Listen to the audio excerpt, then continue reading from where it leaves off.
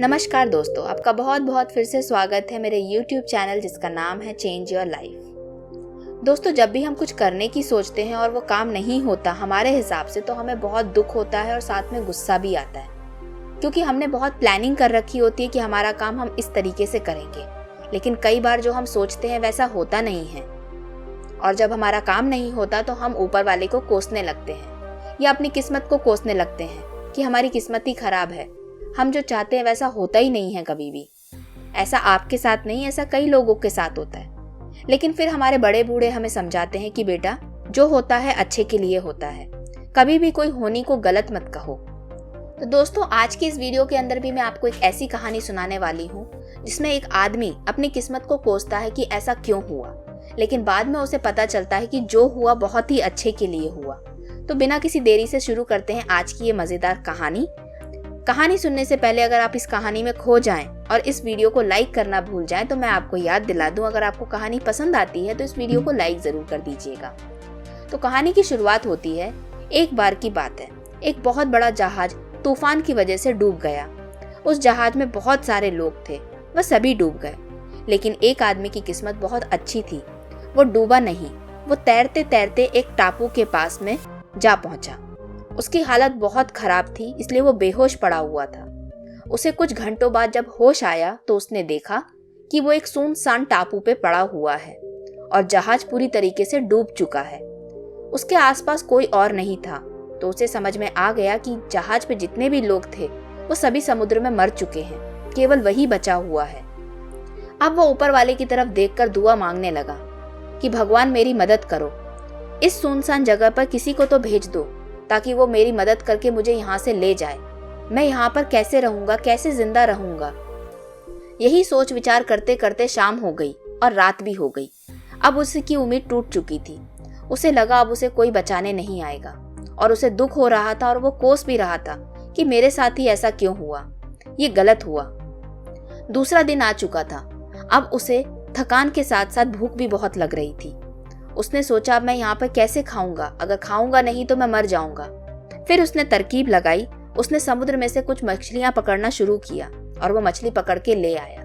जैसे तैसे करके उसने आग जलाई, लकड़ियां इकट्ठी कर कर और उन मछलियों को पकाकर खाने लगा।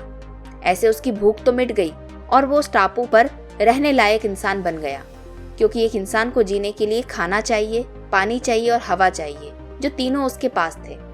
अब परेशानी ये थी कि जैसे ही रात हो जाती थी तो मौसम ठंडा हो जाता था। उसे ठंड लगती थी, वो ठीक से सो नहीं पाता था। उसने सोचा, क्यों ना मैं लकड़ियां और इकट्ठी करके, पत्तों को इकट्ठा करके एक झोपड़ी बना लेता हूँ, ताकि मेरी रात अच्छे से कट जाए। कभी ना कभी कोई ना कोई मदद करने तो आएगा ही। उसने जैसे तैसे करके मेहनत करके बहुत सारी लकड़ियां इकट्ठा करी और उसको भूसा मिला मिलाकर एक छोटी सी झोपड़ी बना ली, जो रात रुकने लायक काफी अच्छी थी। ऐसे करते करते उसे 15 से 20 दिन गुजर गए उस सुनसान टापू पर। अब उसके मन में बिल्कुल उम्मीद नहीं थी कि उसकी मदद करने कोई आएगा, लेकिन वो लगा रहा अपने कामों में। अब दोस्तों, उस आदमी की किस्मत बदलने वाली थी। एक सुबह वह उठा, समुद्र के पास जाकर कुछ मछलियां पकड़कर ले आया और जंगल की तरफ बढ़ गया कुछ फल तोड़ने के लिए। उसे कुछ फल भी मिल गए। उसने दिन में तो फल खाकर अपना पेट भर लिया। जैसे ही शाम हुई तो उसने मछलियों को आग जलाकर पकने के लिए रख दिया और बैठा रहा। बैठे बैठे उसकी नींद लग गई और उसे पता नहीं चला कि कब जाकर उसकी झोपड़ी में आग लग गई। अब उसके आसपास कोई ऐसा नहीं था कि जो उसकी मदद करता उस झोपड़ी को बचाने के लिए। अब वो सिर पर हाथ रख के बैठ गया कि इतनी मेहनत से मैंने एक झोपड़ी बनाई थी, वो भी आग में जलकर राख हो रही है। अब मेरी मदद कौन करेगा। वो फिर भगवान को कोसने लगा कि आपने ये क्या किया, इतने दिन से तो किसी को मदद करने के लिए भेजा नहीं। जैसे तैसे करके मैं जिंदा रहने के लिए मैंने एक झोपड़ी बनाई थी। कुछ खाना मैं जुटा पाता था, जिसके कारण मैं जिंदा रह रहा था। अब वो भी आपने मुझसे छीन लिया। ऐसे में तो मैं मर ही जाऊंगा। ये सोचते सोचते उसकी फिर से नींद लग गई, क्योंकि झोपड़ी तो जलकर राख हो चुकी थी।